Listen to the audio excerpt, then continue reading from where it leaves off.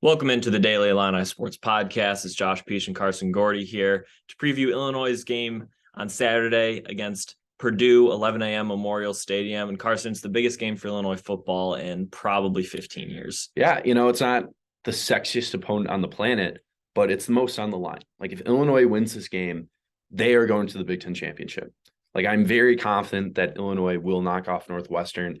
Like, they just have to get by Purdue. And Purdue does showcase some challenges. They have, Charlie Jones. It's a great wide receiver. Aiden O'Connell, statistically, is usually one of the top quarterbacks in the country or in the Big Ten.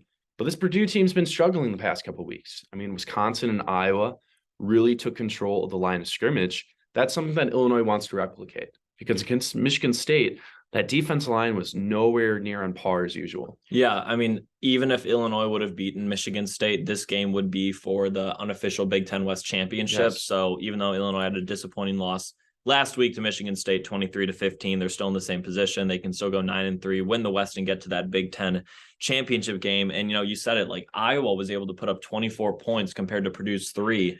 Last week, Iowa ran all over them, 200 yards. And lucky for Illinois, well, they have the best running back probably in the Big Ten. Yeah, you would think that Chase Brown can replicate that kind of production, but Chase Brown's had 100 yards every game. Chase Brown had 100 yards against Indiana, and he had over 100 yards against Michigan State. I guess what hurt Illinois was just being too predictable in short yard situations. Yeah, it's going to be interesting to see if Barry Lunny does mix in more passes when it's 3rd and 2, when it's 4th and goal. Yeah, the interesting thing about Chase Brown is that, he's leading the country in yardage, with over 1,300 yards. He's only got 5 touchdowns. It's crazy. Purdue's main running back, and I'm going to blank on his name, of course, has less than half the yards, but he has 6 touchdowns. Do you think this lack of touchdowns for Chase Brown, does that speak to the red zone struggles? Is it just the type of offense Illinois is in? Why isn't Chase Brown scoring more? Yeah, I don't know. Illinois settled for a lot of field goals this year. 3 against Iowa. They had 4 against Minnesota. Against Wisconsin, Tommy DeVito gets 3 rushing touchdowns within the 1 yard line. So I think it's just super spread out about who's scoring. I just think overall, Illinois only averages 24 points a game. Yeah. I mean, it ranks 90th in all college football. This team has been predicated on defensive success. Yeah. And when the defense doesn't have an A+ game, like against Michigan State, they lose. Yeah, it's Devin Mockabee, by the way, who has those 6 rushing touchdowns compared to Chase's 5. And now, granted, Chase does have a few touchdowns in the air. He's been good about, catching touchdowns from Tommy DeVito and wheel routes. But like you said, the offensive production just really hasn't been there. Last week, they outgained Michigan State by 150 yards. Well, you only put up 15 points on the board because can't score from 1st and goal on the 3, or you're 1 for 6 on 4th downs. It's that play calling and key scenarios that Barry Lunny just couldn't execute last week. Yeah. We saw against Indiana, we saw against Michigan State. Those were 2 very similar games. It's 4th and 1. You gotta change it up. And I will say, after Indiana, that was another game where Illinois turned the ball over too much. And even though Barry Lunny had a pretty good day offensively, Ryan Walters had a very bad last drive, and he learned from it. The defense has been great since then. Against Michigan State last week, maybe they didn't bring their A game, but they were still pretty good. Michigan State was only 1 for 6 on 3rd downs. So then against Michigan State, people are turning the ball over. Ryan Walters and his defense were fine, but Barry Lunny was the one that had a bad game. So you hope he learns from this. Maybe Illinois puts up some points on the board against Purdue. They're used to the cold weather now. It shouldn't be as windy. And the thing to think about, though, is that, yes, Purdue gave up 24 points to Iowa and allowed 200 yards on the ground, but that Michigan State defense was just so depleted, and that's what was so concerning about the 15 points last week. They stacked the box. There's still 3- and 4-star players. They made Tommy DeVito try to beat them. Yeah. And I don't think Barry Lunny picked that up. I think he still relied on, Chase Brown has 130 yards. True, but it was only 4 yards a carry.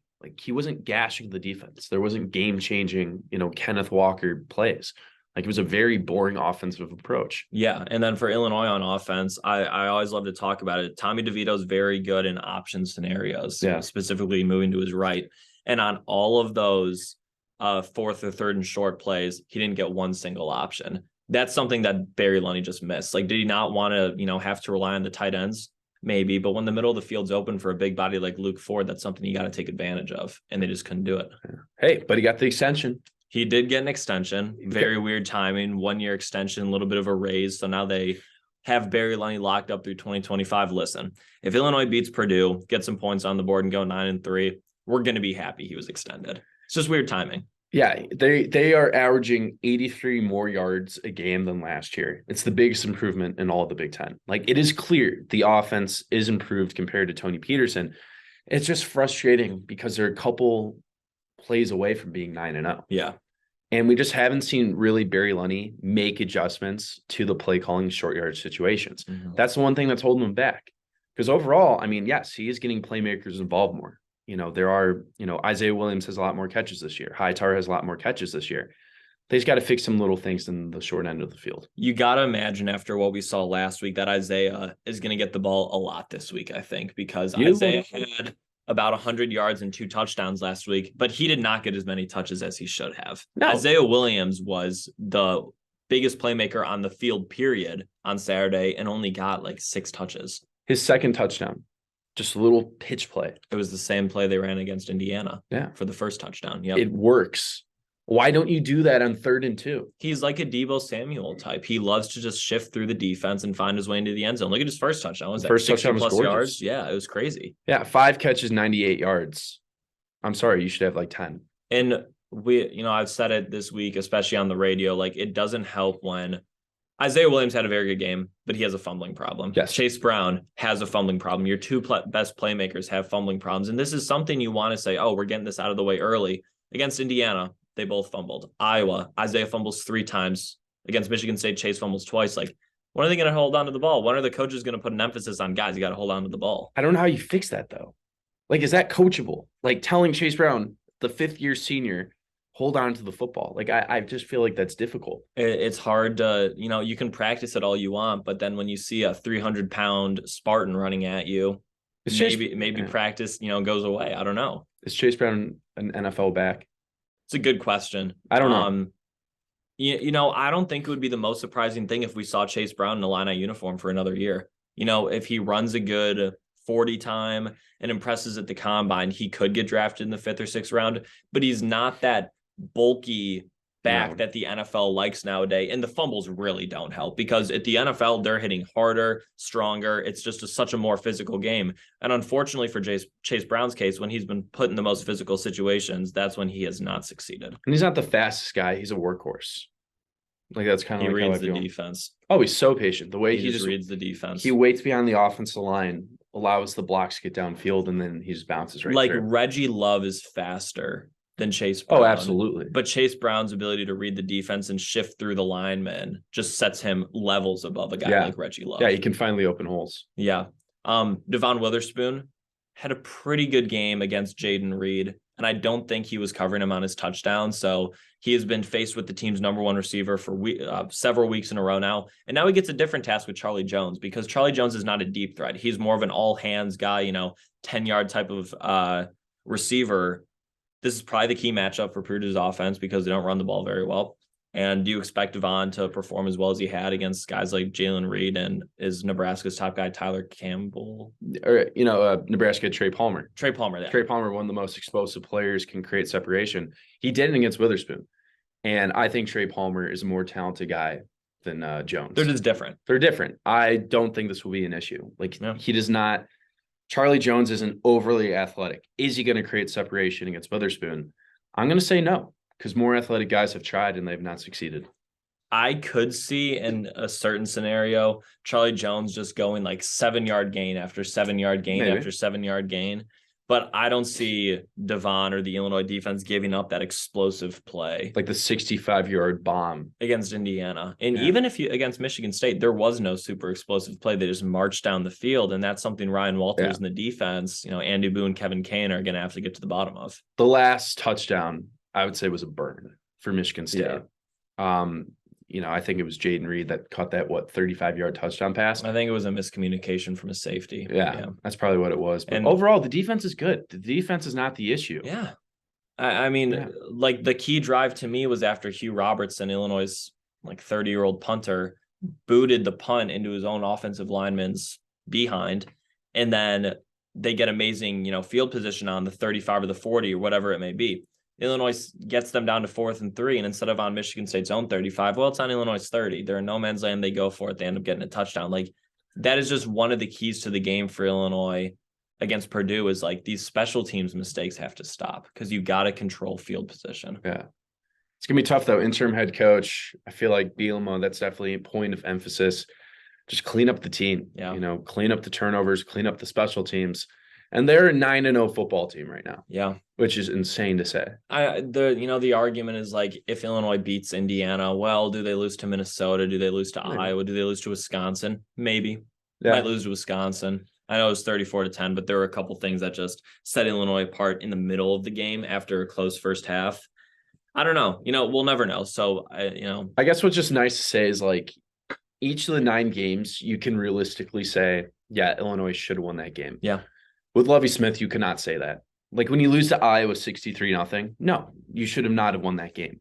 Like when you lose to Northwestern and give up 400 yards with Lovie Smith, no, you probably shouldn't have won that game. Right. With Brett Bielema, they are in every game.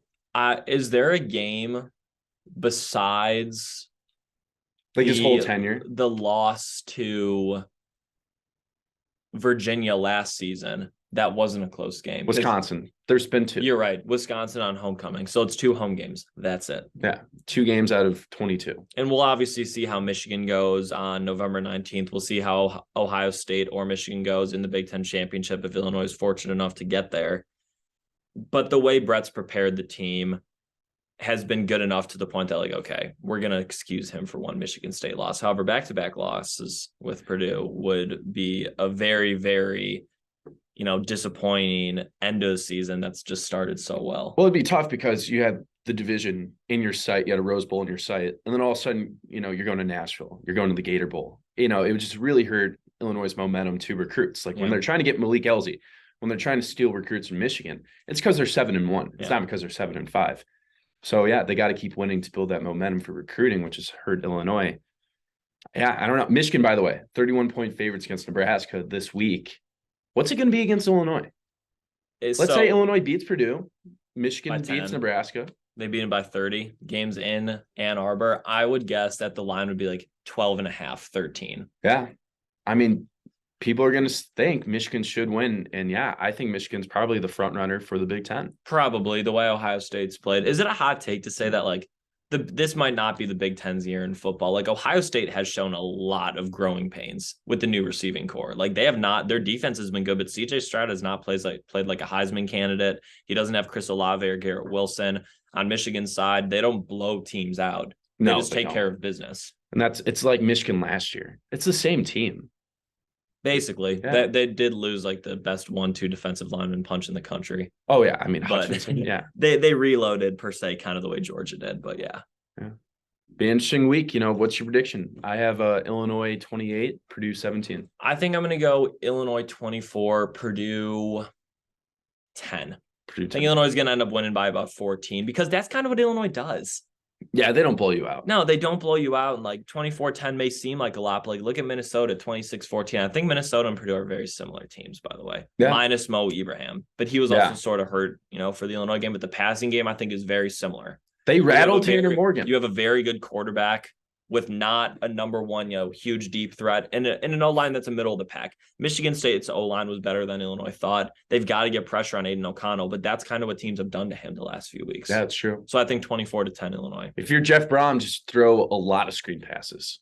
That's what hurt Illinois last week. That's what earned them. You take advantage of the defense that's trying to get a lot of pressure, but if you throw a screen pass, you're not going to get to the quarterback. Mm-hmm. And Illinois was not prepared for that asset of Michigan State. Yeah, other than the Illinois-Purdue game, there's not really a big Big Ten game this week. Obviously, Illinois fans would have loved to get big noon kickoff, but they went to Columbus for Ohio State, Indiana, and I guess that's what happens when you're the number 2 team in the country. That's so boring. 40-point favorites. They're going to win by 40. It's like 42-3 or something like that. Yeah. But, hey, Illinois is still in a position to go to the Big Ten West. They should feel fortunate for that, and they deserved it. So take care of business this week, and hopefully we'll see pretty much there. December 3rd. Yeah, because you like you said, you gotta think they'll take care of business against. It'd be the worst loss of all time. That's what he said on the radio yesterday. I was just about to ask for the quote. It would be the worst loss of all time. You have a Big Ten championship on the line, and you lose to Northwestern. That is one win.